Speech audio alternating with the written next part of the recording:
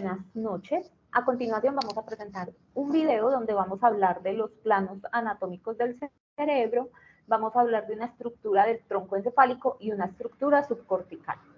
Está presentado por Emilio Neita, Manuela López y Jamie Serna. Yo les voy a hablar de los planos anatómicos del cerebro. El cerebro, viéndolo desde este punto, podemos observar su cara anterior. Por acá sería pues la cara del ser humano y acá es una vista de la parte anterior del cerebro. Esta sería una vista lateral y esta sería una vista posterior.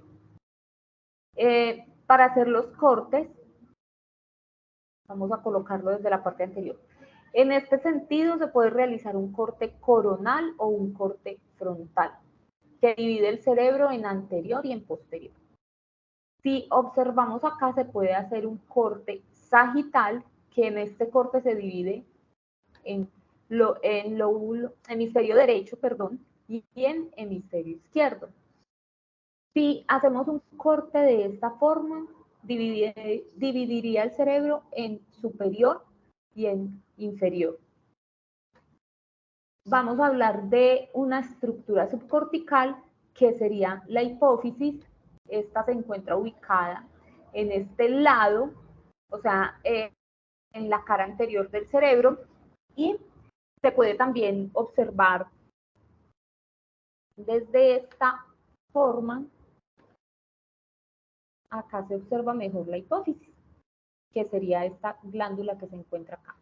Acá tenemos el bulbo raquídeo, que también es la estructura del tronco encefálico que vamos a hablar, está en este lugar, y también se puede observar desde una parte lateral, o si lo colocamos desde un plano inferior, se puede ver acá la hipófisis y acá el bulbo raquídeo.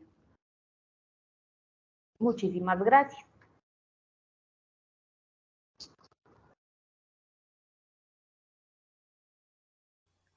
Bueno, a continuación hablaré del bulbo raquídeo, el cual es una estructura que se encuentra en el sistema nervioso central y forma parte del tronco encefálico. Está ubicado abajo, en la parte inferior, en esta parte inferior del cerebro, en el tronco del encéfalo. Su función principal contiene los núcleos de cuatro pares craneales. Los pares craneales sabemos que son 12, pero en este caso, en el bulbo, tiene desde el par 9 hasta el par 12.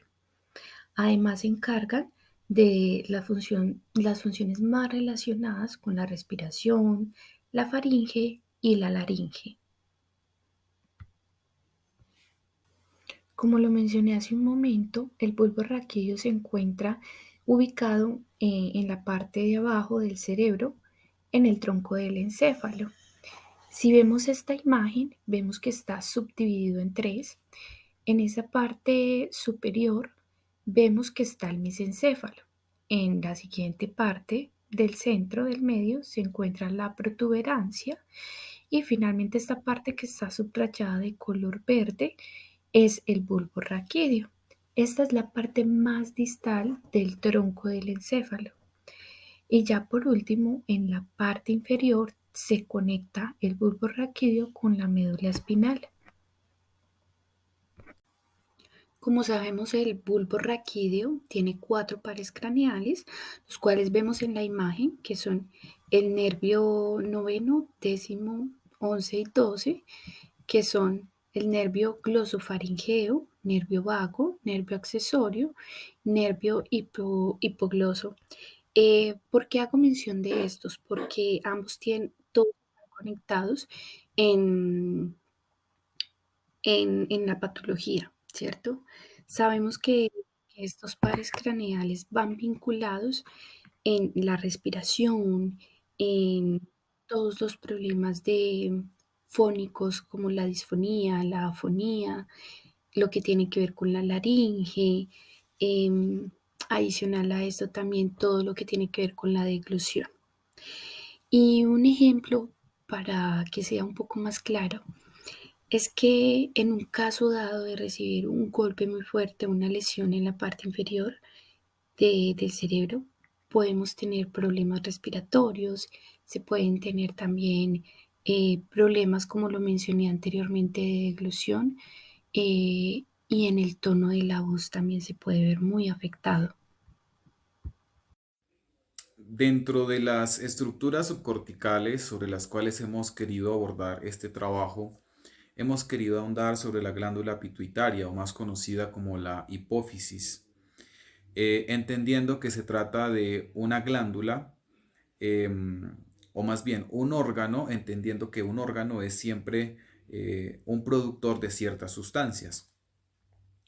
La hipófisis es llamada la glándula reina de nuestro organismo, ya que debido a ella se producen o segregan más bien ciertas hormonas y algunas de ellas son reguladoras de gran parte del funcionamiento de nuestro sistema endocrino.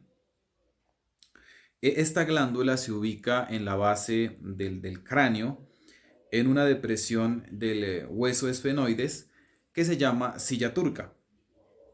Está estrechamente relacionada con el sistema nervioso central y el hipotálamo. La hipófisis se divide en el lóbulo anterior o adenohipófisis y en el lóbulo posterior o neurohipófisis. Cada uno se encarga de una producción diferente de hormonas. La adenohipófisis o el lóbulo anterior produce la GH, somatotropina o hormona del crecimiento, que básicamente se encarga de regular el crecimiento de tejidos y huesos hasta la adolescencia, aunque también interviene en otros procesos. El FSH, hormona folículo estimulante, y el LH, hormona luteizante, básicamente regulan la función de las gónadas, es decir, de los ovarios y de los testículos. La ACTH, corticotropina u hormona estimulante de la corteza suprarrenal, estimula la secreción del cortisol por las glándulas suprarrenales y participa en las reacciones del estrés. La PRL o prolactina, que se encarga de la iniciación o la secreción de la secreción mamaria durante la etapa de lactancia. Y la TSH, tirotropina u hormona estimulante de la tiroides, pues que estimula la producción de hormonas por parte de la tiroides. Eso en cuanto a la adenohipófisis. La neurohipófisis produce la ADH, que es la hormona antidiurética o vasopresina. Se encarga básicamente de la retención de agua a nivel del riñón, y la oxitocina, que estimula las contracciones del parto en las paredes uterinas. Por tanto, pues en el trabajo de parto, ya que se trata de la expulsión del feto, se produce como una especie de estrechamiento en la cavidad interior del útero por la contracción de las paredes uterinas.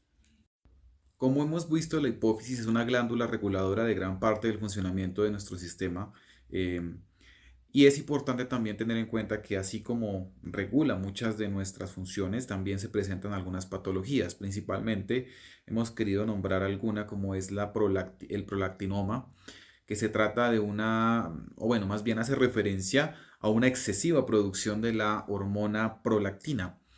¿Esto qué puede repercutir? Una disminución en el deseo sexual, incluso puede producir infertilidad y periodos irregulares en las mujeres. Son varias las patologías que se presentan en la hipófisis, pero principalmente hemos querido nombrar hoy esta. Bueno, otra patología de la hipófisis es el adenoma hipofisiario. Es un tumor cerebral como tal. Este tumor crece en esta área. Entonces, como la hipófisis es una glándula que gobierna otras glándulas, lo que empieza a ver en el cuerpo es un desorden hormonal. Entonces, las personas comienzan con síntomas metabólicos inicialmente, con alteraciones en la tiroides, en la prolactina, la oxitocina, la glándula suprarrenal. Esto genera frecuencia cardíaca alta, a veces frecuencia cardíaca baja. Entonces, los síntomas se les hace un TAC cerebral al paciente para saber qué es lo que tiene, por qué está ocurriendo esas alteraciones, y se dan cuenta que hay una adenoma hipofisiario. Esta es un tumor cerebral. Muchísimas gracias.